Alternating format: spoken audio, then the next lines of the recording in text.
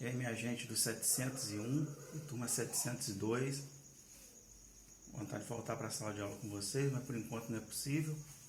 Eu tenho observado as visualizações das aulas, não tem sido muitas.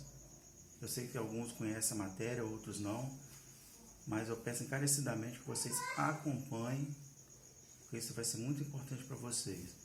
Eu estou procurando sintetizar o máximo possível, gravar vídeo o mais curto possível para vocês. Estou abordando aquilo que é essencial, vocês vão precisar em séries posteriores. Então, assim, às vezes fica cansativo ficar olhando vídeo, ficar em frente, olhando vídeo, uma aula, outra aula, outra aula. Então, estou tentando sintetizar o máximo possível para vocês as aulas. Qualquer dúvida, atividade sugerida, entre em contato comigo. Mas não deixe de acompanhar o a videoaula integralmente. É o que eu peço a vocês, não deixem de acompanhar. Acompanhe. Vamos à nossa próxima aula. Valeu? A nossa aula hoje é de Subject Pronouns e Object Pronouns, certo?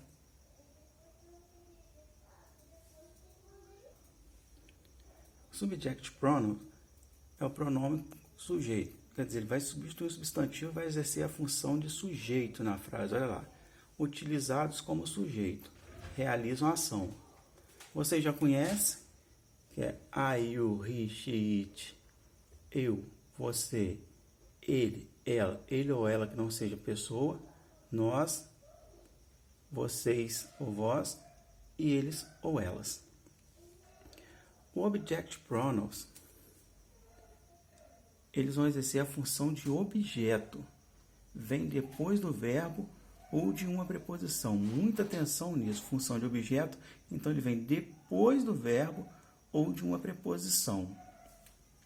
Eles são me, you, him, her, it, us, you e them. Aqui é a relação que a gente faz, vai na folha de atividade de vocês, eu coloquei essa relação, o I com me, e you permanece you, depois vocês vão ver uma coisa interessante, o he, him, she, her, it permanece it, não tem troca, we, us, you permanece you, e o they vai ser them. Como isso funciona, professor? Eu vou mostrar a vocês na frase. Mas antes, vocês não podem jamais esquecer que um é utilizado como sujeito e o outro é como objeto. Objeto vem depois do verbo ou da preposição. O outro vai exercer a função de sujeito. Vamos ver numa frase.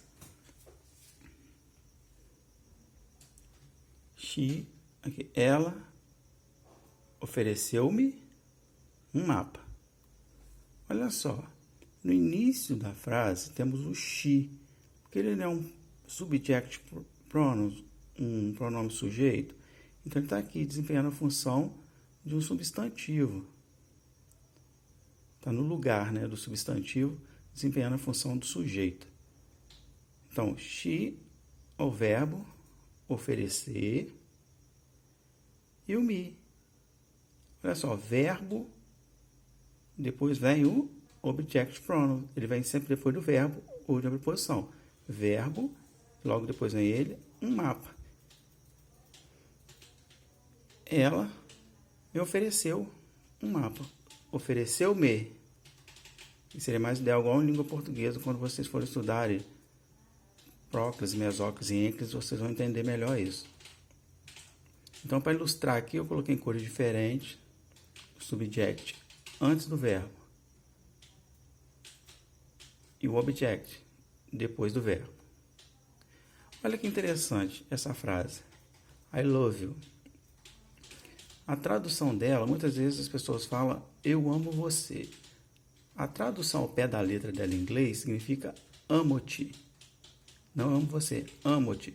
Porque esse you, ele não é esse you aqui do subject pronouns. Ele é o you do object pronouns. Que é te. T, né? I, me, you e you. Então, muita gente fala eu amo você, significa, ao pé da letra, a tradução correta do inglês para português, amo-te. Porque esse you não é o subject, ele é o object pronouns. Vamos ver outra frase aqui. My sister is intelligent. I love she. Olha só que está destacado os erros aí. O me nunca pode ocupar a função de sujeito da frase, certo? Me não pratica ação. Então, é my. My sister is intelligent. I love she. She. Sister, logicamente, sister é ela. Mas depois do verbo, a gente não usa o subject pronouns. Você vai usar o object, que é her. Fácil, né? Olha só.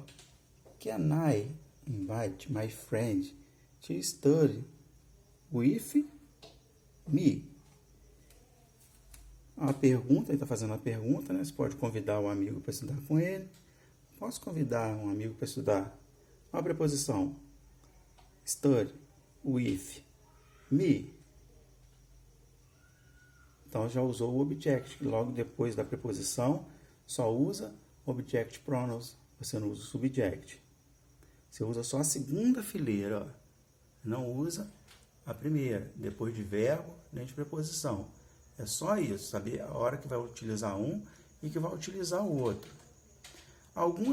Professor, as preposições. Algumas preposições que vocês vão usar mais é o if, about, for, of. Pode aparecer outras. Mas essas daqui é que mais aparecem. Essas 4 aqui. Então, aqui, dessa parte do subject pronouns e do object pronouns, é só você saber a hora de fazer a colocação de um e de outro. Porque se você não souber traduzir a frase, eu tento trabalhar com vocês para evitar a tradução ao pé da letra, para não atrapalhar vocês, porque se vocês ficarem sem saber uma palavra, pode deixar uma questão de lado. Não é isso que eu quero.